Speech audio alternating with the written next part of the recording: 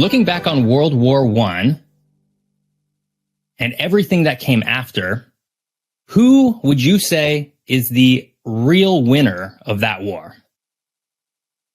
Well, I think there's a couple ways of looking at that, but one is war is a contest of force, and the Allies win that contest. So they win the war. But the more complicated question is, who then wins the peace? And there it gets messier. That is 100% absolutely. I love that answer. Listener, we have a very extra special episode today. If you couldn't already guess, that is a guest that we have here who we're going to get to in just a moment. But this is the Geography is Everything podcast, the podcast where we try to explain kind of, well, everything just using the lens of geography. Right now on this episode, we have Jesse Alexander, a public historian and the host of the Great War and Real-Time History YouTube channels, where he makes some truly incredible documentary style videos that you can go and watch over on either of those channels. Truly, they are really amazing. Jesse, how are you? I'm good. Thanks so much for having me. I'm just spending a day in the office here in Vienna and looking forward to chatting. Exactly. So you're over in Vienna, Austria. We're over here in Portland, Oregon. There's quite a time difference. So right now it's about 8 a.m. our time. It's about 5 p.m. your time. Listeners, if you're a longtime listener, you might remember that we did a whole episode on time zones. This is kind of that in action right now, which I think is really fun. Hunter, what do you think about that? Huh? Yeah, I think that's perfect. I'm glad that you've started to plug previous episodes immediately, even though we have a guest. So that's all right. I know, all right? It's all part of the podcasting game, huh? Now, Jesse is here with Hunter and I because, World War I is quite frankly, it's a huge topic.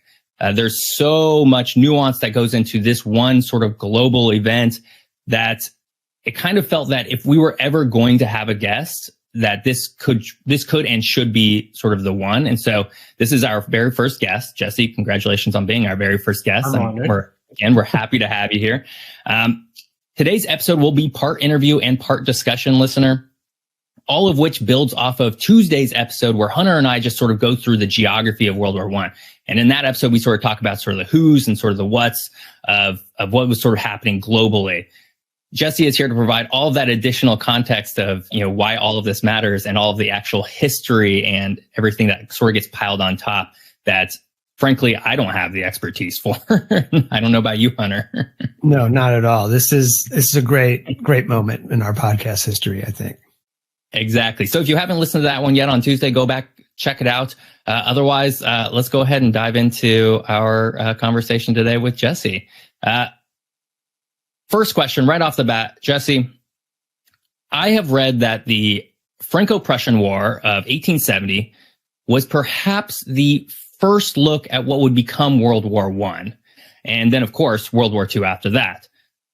Can you briefly explain sort of what that war was about, and really how did it lead up to World War I, if that is in fact true? Well, as most historians will tell you about most topics, it's a little more complicated. But very often, when we discuss this topic of the origins of the First World War, this is like one of the most controversial topics in modern history.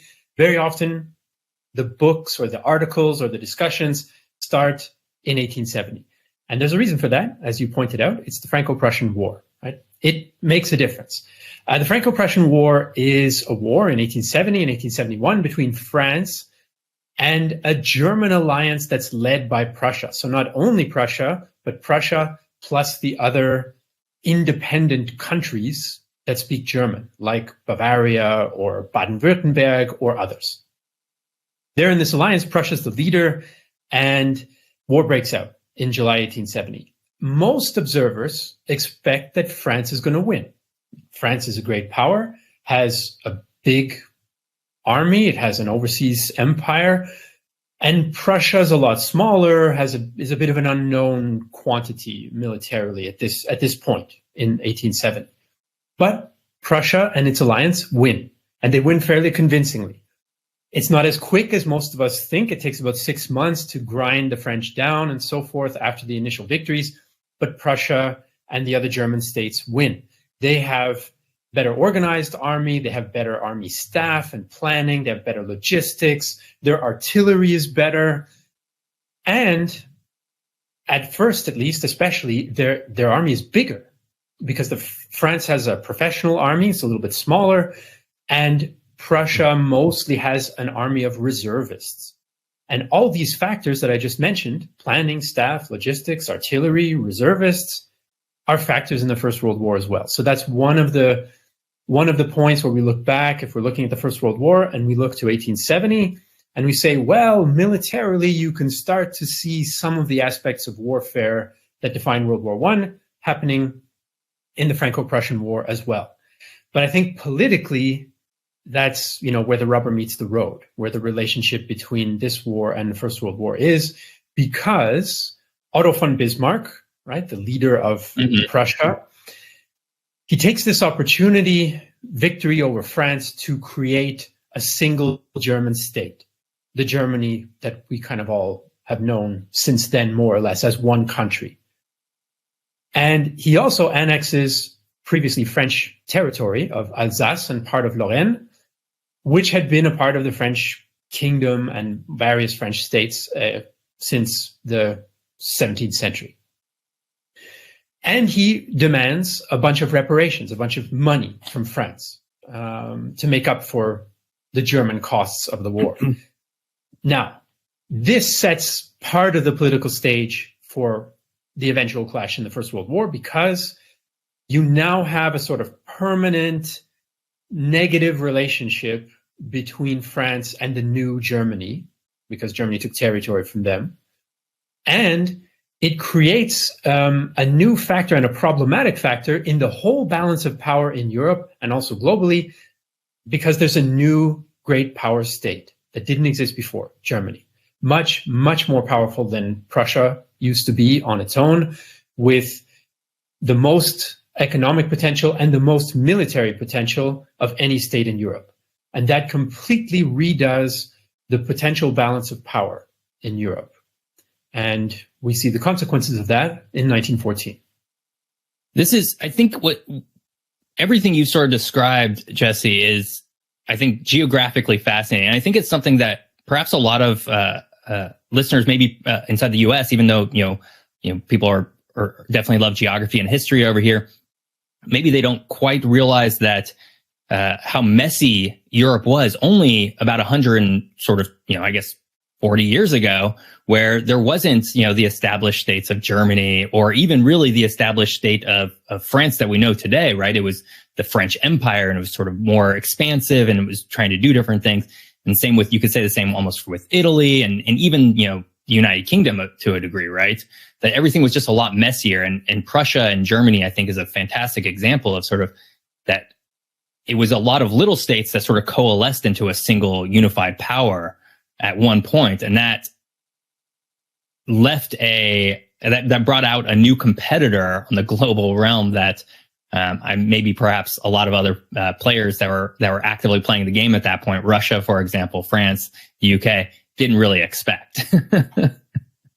Well, and that power had just learned an important lesson, that violence pays. Right? So it was born and achieved its goal, its national goal, let's say, through war. And that is something that will influence Germany in the following decades as well. Jesse, I'm interested a little bit in the unification of Germany and comparing it to maybe France or Spain. So, France had a very successful time unifying and basing everything on a particular Parisian language. Spain struggled with that a little bit more. Was it the war itself that really allowed Germany to gel, or what were the other factors? Well, there's different factors in how you gel a modern nation state, right? So language is one of them. There still are different German regional dialects, but of course there was a standard German that developed well before, let's say. But gelling politically was the key thing that happened in 1871. So there remained certain regional cultural differences, but the political gelling of essentially saying that, look, we're all going to accept one common state, And despite our regional differences, we have the same national identity. We all consider ourselves Germans. And that's not something that came in 1871. The political unification came in 1871. But one of the things that made that possible was the national identity growing from the time of essentially the early 19th century, right? So there were already ideas about common German national identity when, for example, Prussia was fighting against Napoleon and trying to convince the other German states to leave their alliance with Napoleon, and so on and so forth.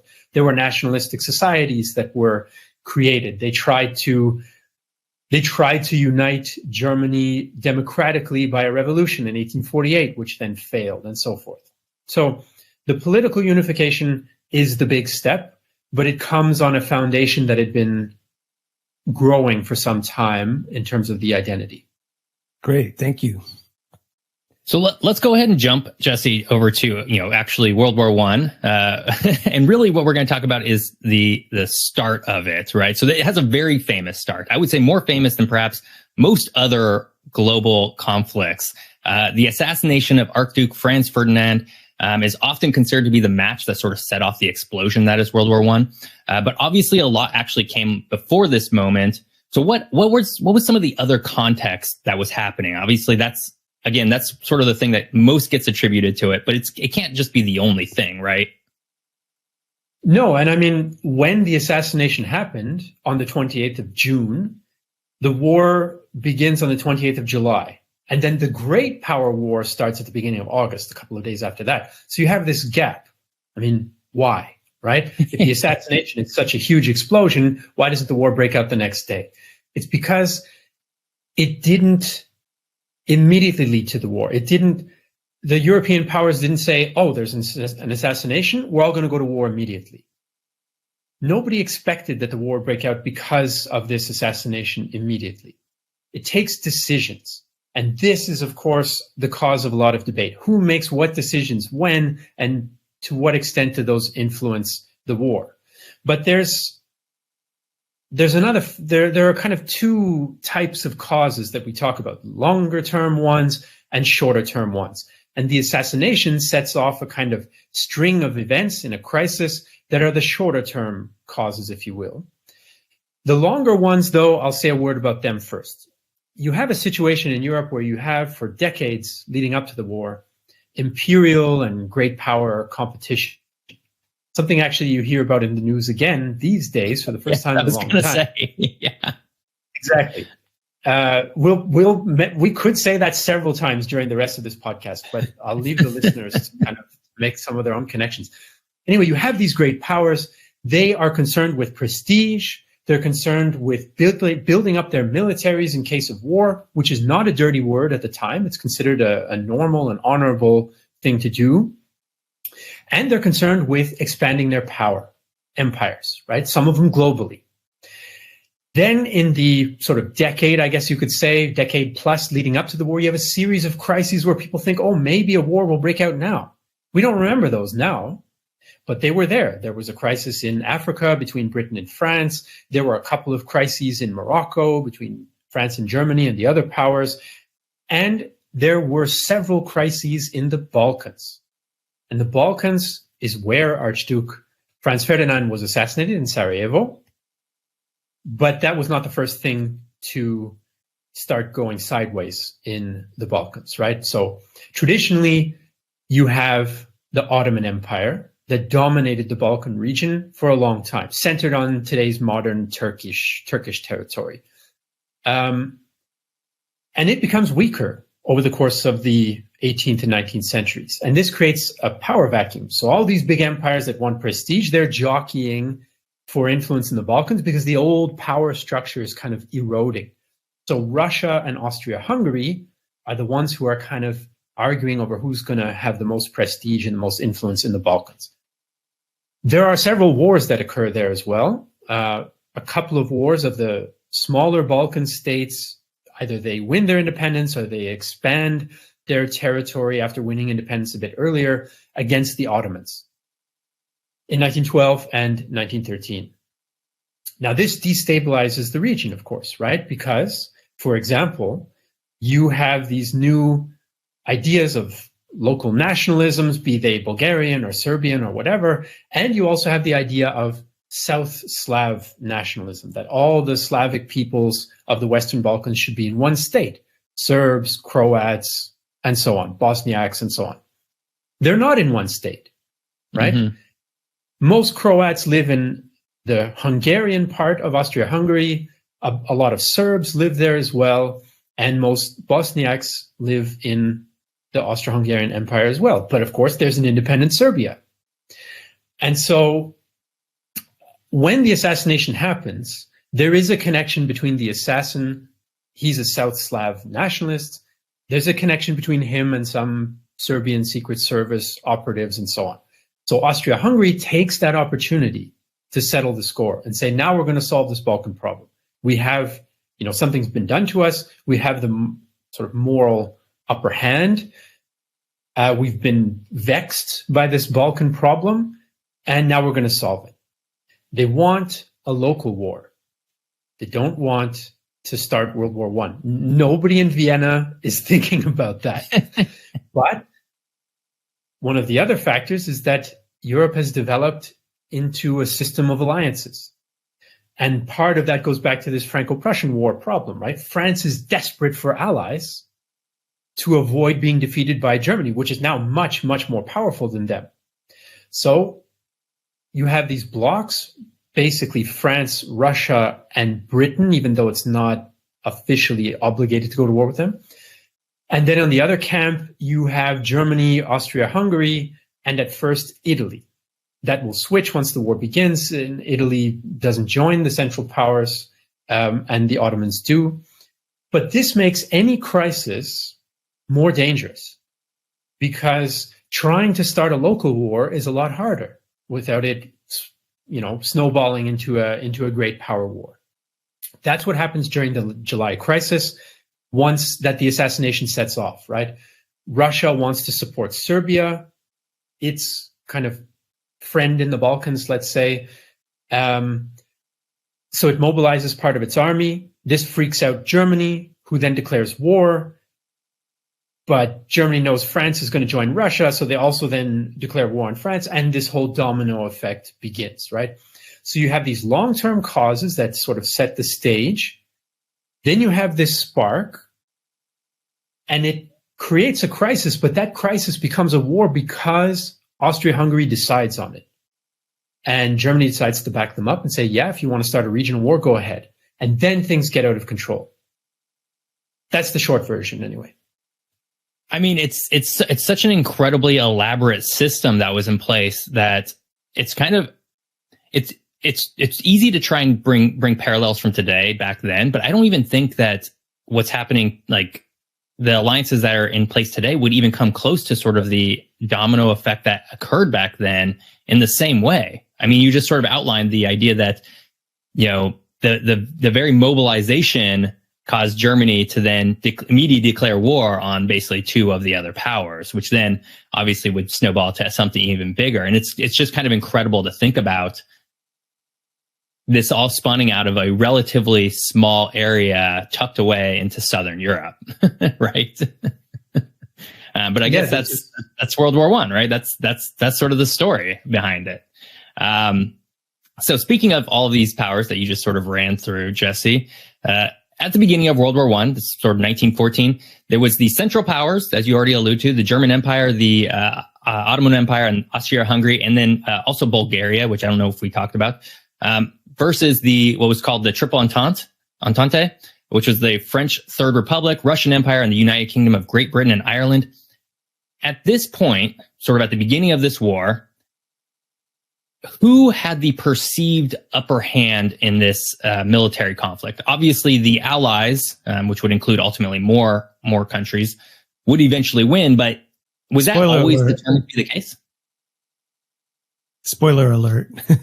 Spoiler alert! Yeah, spoiler alert! We're gonna reveal something here.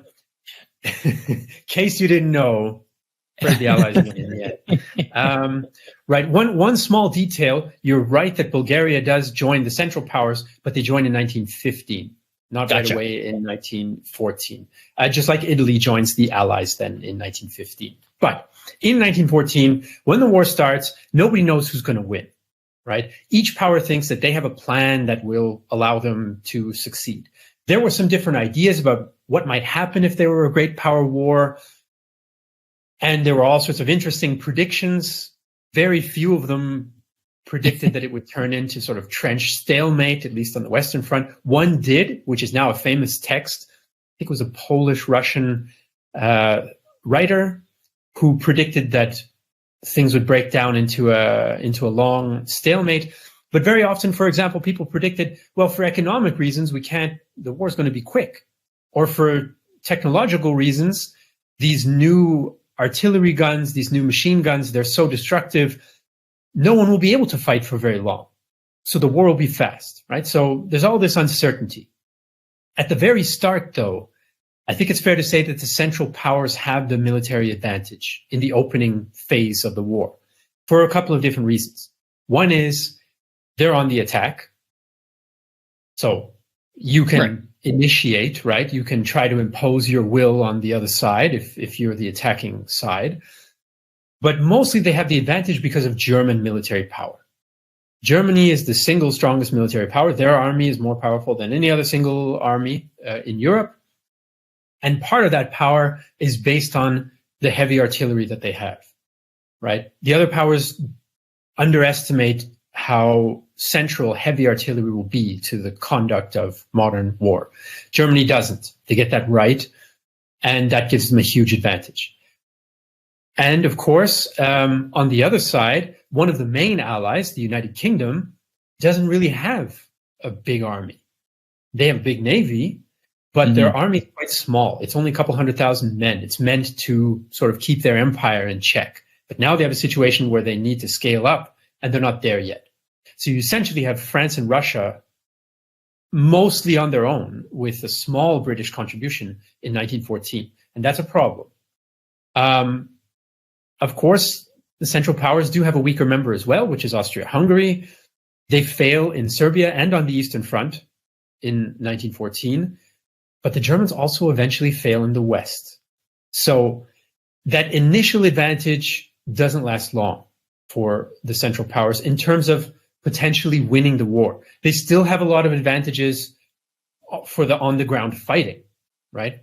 But in terms of long-term possibility to win the war, once they fail in 1914, it doesn't mean the outcome's guaranteed, but it means that the chances of an Allied victory long-term go up substantially because of the difference in resources, potential resources in the future.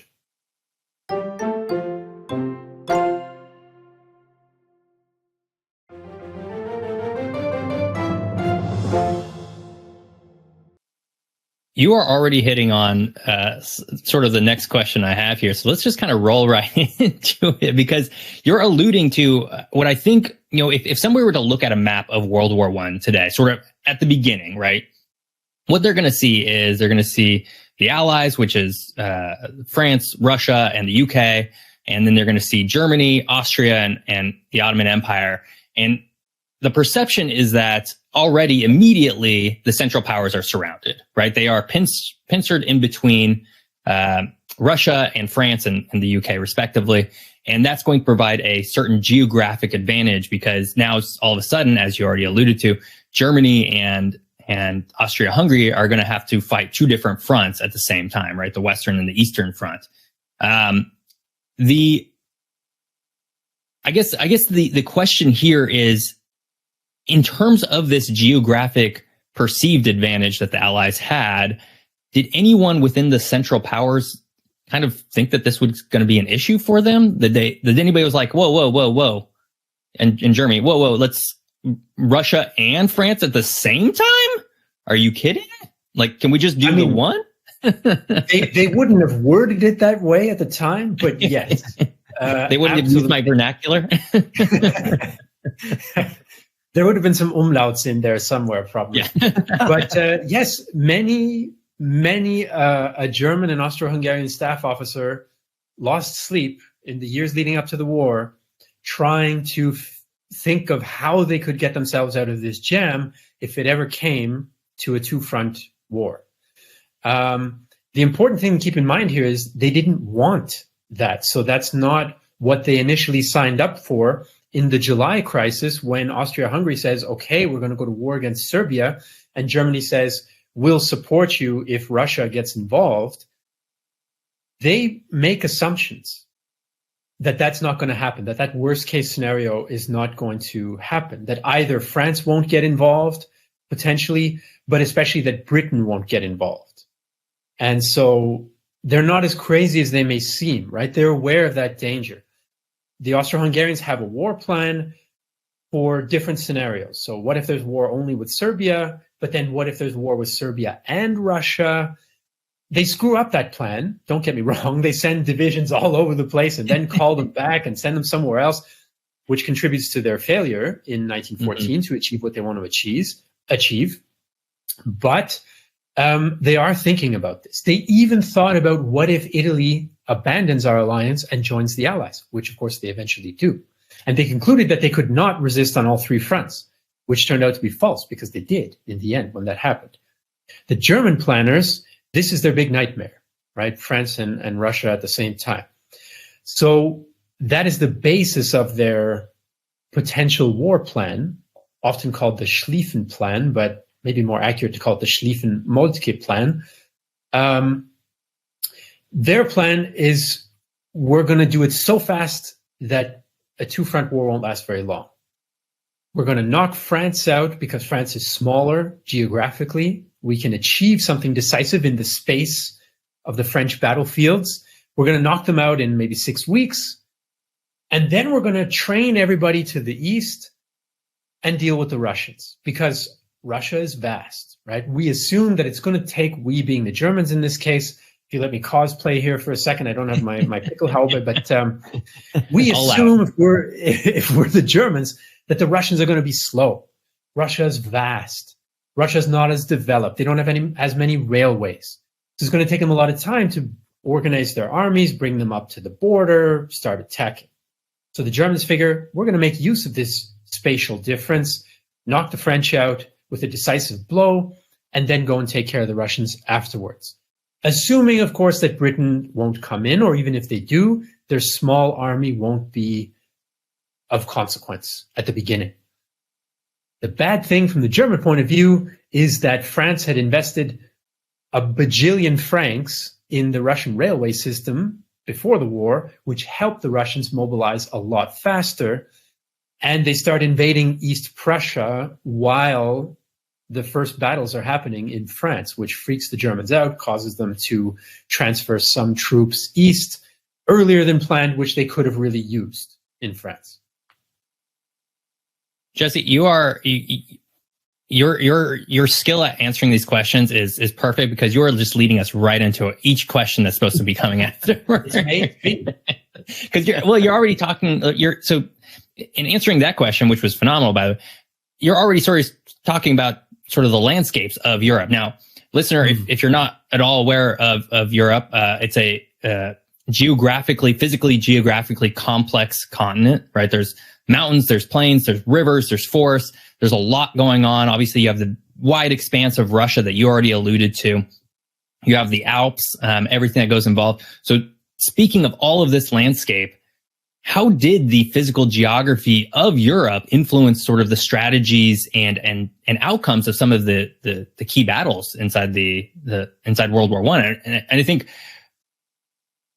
that most people will probably know a bit more about this within the context of World War II, because that is definitely a war that's talked about more. But this was also, World War II is a time of age when there's much more airfare or air warfare going on. That's not quite the same luxury that they had in World War I. Yeah, that's true. I mean, obviously, in war is about projecting force through space, right? Also known as like firepower and mobility as the two keys to what's happening in combat. So it's this kinetic thing. So any characteristics of that space, like terrain, are extremely important. And in the First World War, one of the main problems, given the state of technology, so as you correctly pointed out, you don't have a lot of air power, especially to begin the first half of the war. So you can't be running all sorts of tactical air support and bombing all sorts of stuff. They do some of that, but it's minimal, right? You also don't have vehicles that can do the things that World War II vehicles can do. You don't have tanks at the beginning of the war. When you get them, they're extremely slow. So what this means is that the technology means that the defensive has the advantage. You can sit there in your trench with your machine gun, and you have the advantage over the guys who are trying to run at you with their rifles or with their light machine guns in the second half of the war. You can also know when the attack is coming because the enemy has to build up so many supplies that it's unmistakable, right? And your artillery knows where to fire. They know he's got to cross no man's land. And so this means that, and of course there's barbed wire. So he's going to be held up, the enemy is, crossing no man's land, when you can then direct fire on him. And he can't bring his firepower with him to attack you, the defender. He can't bring his artillery with him as easily, right? He's outside of the protection of his trench to attack you. So this is a kind of defining element, right? Because then it matters even more than usual if it's muddy or who has the high ground on that hill, even if it's a hill that's 30 meters high. Northern France, for example, has this sort of rolling farmland where, there are some hills, some meandering rivers like the River Somme, famous battle named after that river. These things are insurmountable obstacles in the context of the war fighting in 1418, right? So tactically, it makes a huge difference. But strategically, it also makes a difference, right? I just sort of mentioned the German decision-making based on the size of France versus the size of Germany, but the Allies have control of the sea. So they can try to use that, for example, to cut off resources to going to the Central Powers and improve their own situation by still being able to have access to the rest of the world, to the neutral United States to buy weapons, for example, or to neutral Argentina to buy food, for example. Or to their empires, which we're going to talk about a little bit later. So this maritime proximity of Britain and France gives them an advantage, right? On the other hand, Russia is cut off from the other. As big as Russia is, it is cut off from Britain and France, and it needs weapons, especially the first half of the war. They have trouble producing enough weapons, and it's very hard to get them there. You have to go around through the Arctic Ocean, which is extremely difficult, or you can go across the Pacific, which takes forever, then by train as well. Or you can try to get some access through the Black Sea, but then you have the Ottomans cutting that off. And so this partially explains one of the Allied strategic moves based on the geography of the Ottoman Empire in the Black Sea. They try to attack at the Gallipoli campaign, as we call it, which is basically the Dardanelles and the Bosporus, so these narrow Turkish straits that give access from the Mediterranean to the Black Sea. That's a choke point. And so the Allies try to attack there, get right to the Ottoman capital. Today it's Istanbul. At the time it was also called Constantinople. And we can knock the Ottomans out of the war and we can reestablish that geographic connection to Russia. That campaign fails, but that's an example of it influencing. Mountains influence a lot of stuff, right? The Germans decide we're going to invade France through Belgium, which is neutral, because the border between France and Germany, you have the Vosges Mountains, which mountains are not easy to go through. And the French have fortified those mountains on their side. Now that has a big consequence because it brings Britain into the war on the Allied side. So geography is really doing a lot of work here in this particular case, right? On the other hand, the Central Powers have interior lines. So they can switch their forces between East and West and put pressure or fight fires, solve emergencies a little bit more easily. If Russia's struggling, the French and British can't do anything directly to help them. They can attack several hundred kilometers away in the hopes of putting pressure, which of course both sides do this, but it's not as easy as getting a bunch of guys into a train and sending them in the other direction. which the Germans and Austro-Hungarians can do. Coastal control of the coast is extremely important. Germany wants to get control of more of the Belgian and French coast during the war because they can use it for U-boat bases, where they can send out submarines to then try to blockade Britain, which is an island, so it has a geographical vulnerability there. This leads to a major campaign in 1917 on the British part to try to recapture Belgian coast to prevent the Germans from using it for submarine operations and so on. I could go on, but I suppose you're getting the idea by now. Well, one thing you kept hitting at, which I think is fascinating because it plays a really big role in World War II as well, is Belgium.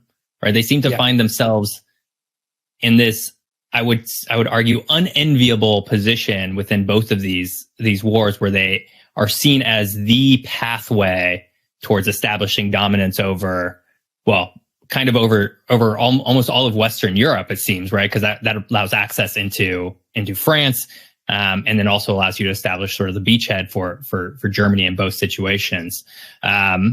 I don't really have a follow-up question to that, Jesse. It's just something I noticed as you were talking about it. Absolutely. Yeah. So let's go ahead. Let's broaden our horizons a little bit. Let's look global, because at this time, and Hunter, you're going to love this question because it brings us kind of to our geographic roots here, where we always seem to talk about colonization and the colonies of these various empires. At this time, a lot of these countries had vast colonial empires, right? I mean, Britain alone, I mean, this was almost probably peak British Empire, right? Sort of within the dynamics of World War I, both in terms of sort of resource mobilization and sort of the global conflict spread. Right now, we've been entirely focused in Europe right now. What role did the colonies actually play, and sort of where were some of the battles fought that weren't on Europe directly? Yeah, I mean, the global empires play a very significant role. Now, usually we think of the Allied side when we think of large empires, right? French, British, and the Russian empires have these vast, networks of control over different peoples and on different continents. And they draw on that in different ways. So they draw on it for manpower, for people to fight and people to work. And they draw on it for raw materials, but they also draw on it for industrial production, depending on what kind of colony, or in the British Empire case, dominion, which they also have, sort of a self-governing colony like Canada or Australia, for example. Mm-hmm. And so those are kind of the ways that the Allies can draw on their empires. I mean, Canada, for example, produced a very significant proportion of British artillery shells during the war because it had a developed industrial base, mostly in Montreal, but also in Toronto. India the jewel of the British Empire, provided 1.5 million men for the British Indian Army. Now, most of those were not fighting in Western Europe, but they were fighting in the Middle East and in Africa, which we'll get to in a moment. Of course, the French have extensive colonies in North and Western and Central Africa, so they recruit hundreds of thousands of men to fight, and they do use them in Europe quite extensively. And then the Russians, they, for example, have their Central Asian colonial province, if you will, of Turkestan, as it was called at the time. And they recruit over 100,000 workers there to do work for the army behind the front. That region was exempt from military service mostly, or at least the natives. Slavic settlers had to serve in the army, but they recruit laborers from there, for example. And of course, they recruit soldiers from many other groups, the Cossacks, or all sorts of different groups from the Caucasus region who provided irregular soldiers or irregular cavalry. So it's a huge factor for the Allies. What I think is a bit less talked about sometimes is that the Central Powers also use their empires for this purpose. They don't quite have as much to work with as the Allies do, but the Germans use African troops in Africa. The Austro-Hungarians use Bosnian troops. Bosnia considered the closest thing to a sort of colonial relationship that Austria-Hungary had, since they didn't have overseas colonies. But they had specialized, almost elite military units made up of Bosniaks. And of course, the Ottomans recruit Arabs, for example, to fight in their military, right? And they conquered those areas and exploit them as an imperial periphery as well. In terms of expanding the war, this is a kind of interesting little aspect of the war. It's the Central Powers who try to expand the war mostly across the globe. Well, that sounds a bit counterintuitive in a way, but they want to undermine French and British, especially, control of their overseas empires. So, for example, the Ottoman Sultan at the time was also the Caliph of Islam. So he's the head of this imperial state, but he's also the head of the religion for all those who follow the Caliph. I mean, there are different splinter groups, but for the majority of Muslims in the world, he's the head of the religion on paper. So he declares jihad against the Allies. And the hope is that a lot of the Muslims who live in British and French colonies will sort of follow this and rebel. Doesn't really work particularly well. The Germans also try to get in touch with Hindu nationalists in India who are wanting independence. They send an expedition to Afghanistan to try to stir up Afghanistan, get them to declare war on British India, to divert British troops. So the extension of the war to primarily Africa is more or less an attempt by the Central Powers to spread Allied resources. I think that's a fair summary. There is some fighting in Asia as well. I shouldn't leave out. Japan joins the Allies mostly because they want to expand their empire in Asia, and so they attack a couple of small German colonies there. One on mainland China called Tsingtao, which is still the name of a Chinese beer because German beer. It is. It's pretty good, actually. And so the Japanese capture that and annex it for themselves, and so on and so forth. But mostly it's the Central Powers trying to extend this conflict and spread out the Allies even further.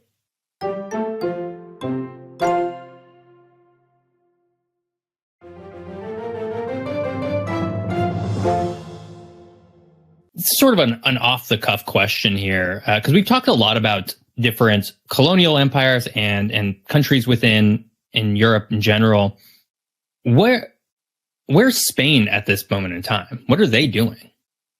Spain stays neutral during the war. They have got all sorts of domestic problems. I mean, the country is fairly impoverished by Western European standards, so they're struggling. They're not a military power.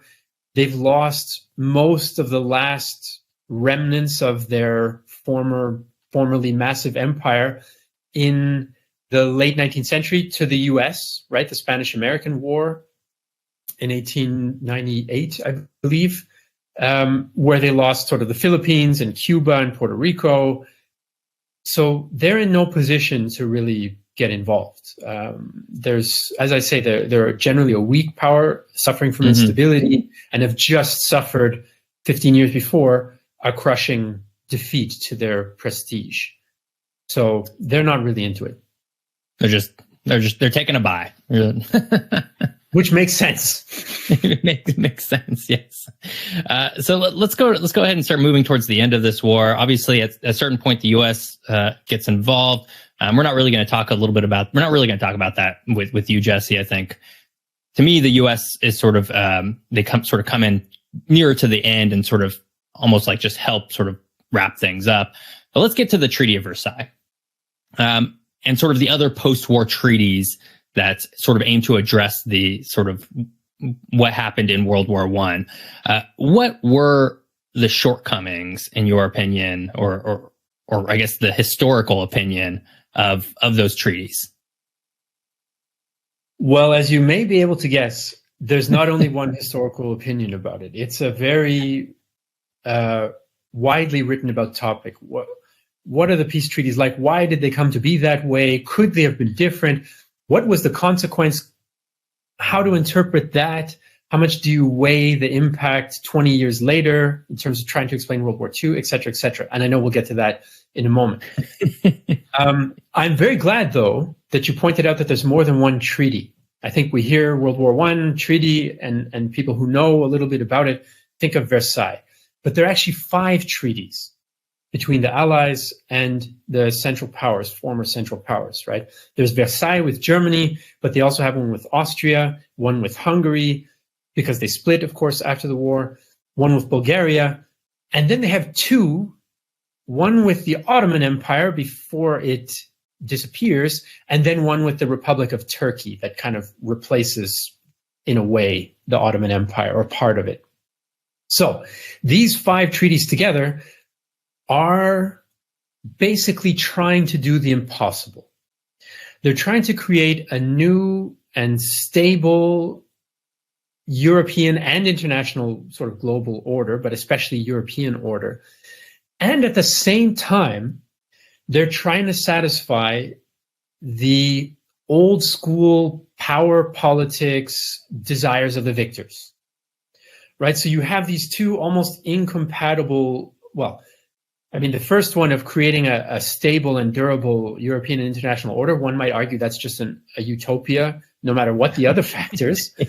But at the very least, you're trying to do that and satisfy the victors at the same time, who have suffered and now want something in exchange for that suffering, right? Of course, the losers suffer as well, but they're not in a position to demand something for that, and the victors are. And how can they go and tell their population, no, we're not going to demand what we told you we were going to, because it might be less stable later? That's a tough sell. So you have a very, very, very difficult circle to square. And obviously they can't do it, right? An example of this is the League of Nations, right? This is President Wilson's big idea, and the US is almost perhaps the primary contribution of the US to the treaty and the post-war attempt at order. So you create this League of Nations. It's kind of the forerunner to the UN. The idea is that it will help resolve problems and avoid wars. It has some other ancillary objectives as well, improving worker conditions around the world and so on and so forth, but conflict resolution is a big part of it. But it doesn't include Germany, because they're the ones, in the eyes of the Allies who create the League of Nations, who started the war. It doesn't include Bolshevik Russia, because of course by the end of the war, Russia's had a revolution. They're not a typical state anymore. They don't fit in the international system. They're a revolutionary communist state.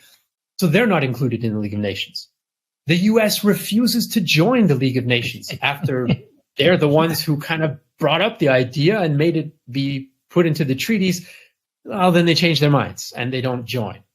That sounds right. And the League of Nations makes a concession to France and Britain, and they basically say, well, we're not going to push on this whole, everyone should be independent thing, because you have your empires and you want to control parts of the former Ottoman Empire in the Middle East, right? Mostly the Arabic-speaking countries, what we know today as Syria, Lebanon, Iraq, and so on. So your main instrument for this international order is sort of hamstrung and incomplete from the beginning because of this inherent contradiction, right? There are other unsolvable problems, like what do you do with Bolshevik Russia, right? They reject any sense of international order because they reject the very essence of all the other states that are not revolutionary communist states, and vice versa. So the monarchical powers or the democratic republican powers, they also don't accept the basis of the communist Russian, Soviet Russian state. So how do you do that? It's not possible, right? And another sort of poisoned pill is that the Allies are so traumatized by the losses in the war, and therefore so politically hemmed in by what they can do, and also bitter and resentful at Germany, that they don't even negotiate, right? This is a break with a tradition of international relations and balance of power and stuff, is negotiating after, even if one side wins. But they basically just present the terms to the Germans, Austrians, Hungarians, and Ottomans. They're forced to negotiate with the Turks afterwards, but initially, essentially, they just present them with terms. And the Germans did the same with Russia when they defeated them in 1917 and imposed an incredibly harsh peace. So there, again, are the seeds of some of the shortcomings. How are you supposed to have a world order when you've imposed it? And there are a bunch of countries that are not happy with it, right? Important countries. Right. So yeah, that's the shortest I could make that. Well, it's funny because I think, you look back at World War I in hindsight, especially knowing what comes relatively soon after, which is World War II. And you can sort of see, just as a non-historian, you can draw lines that almost directly connect to basically Nazi Germany back to sort of the position that they were left in at the end of World War I, right? You can sort of make that connection without very much help, I think. You can, but I think what's important, like one of the big challenges of historians and generally thinking historically, is to be a bit cautious. You're right. There's definitely a connection. Some people even consider them one war with two phases. But, it's always possible that things developed in a different way.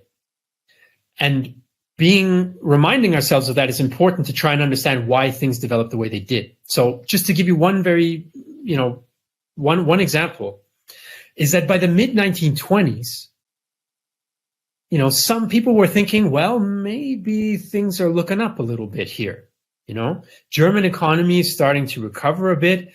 Yes, they lost 10% of their pre-war territory that they had to give up to France and to the new state of Poland.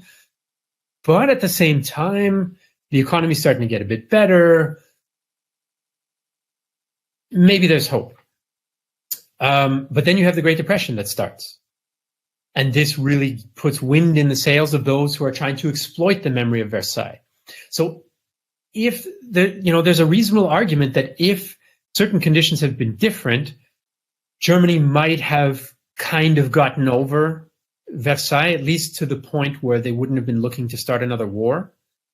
But, things happened that made the line of exploiting Versailles as a justification, in addition to the, Nazis' racial ideology and so on and so forth, but exploiting Versailles as a justification for war would not have been as appealing.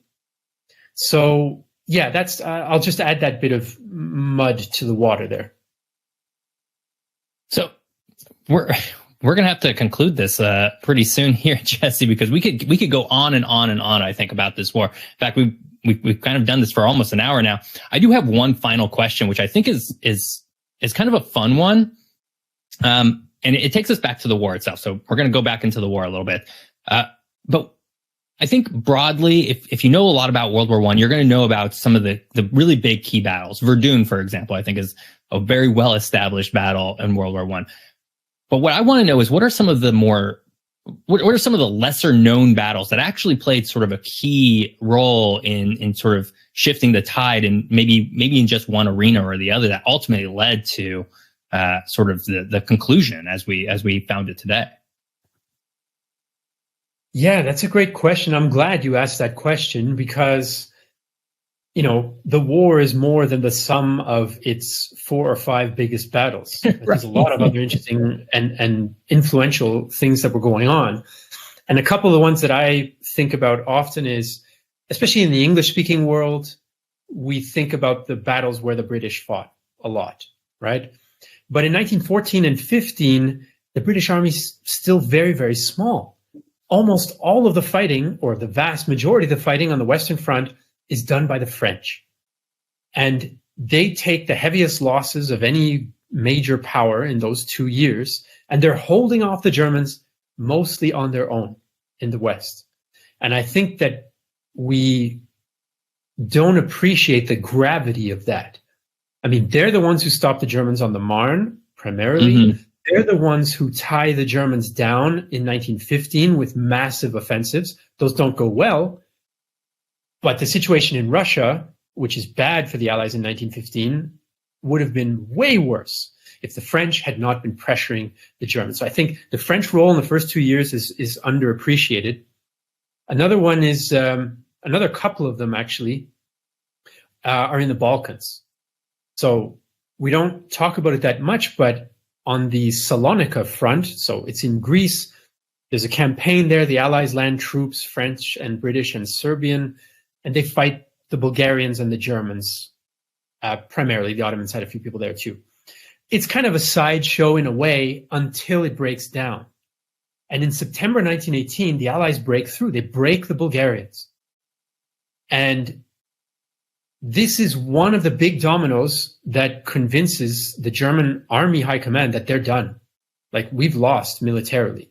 The war doesn't end that day in September, but one of the German commanders, Ludendorff, right, he kind of has a breakdown over this because he understands that our southern flank is gone. We're going to be cut off from the Ottomans.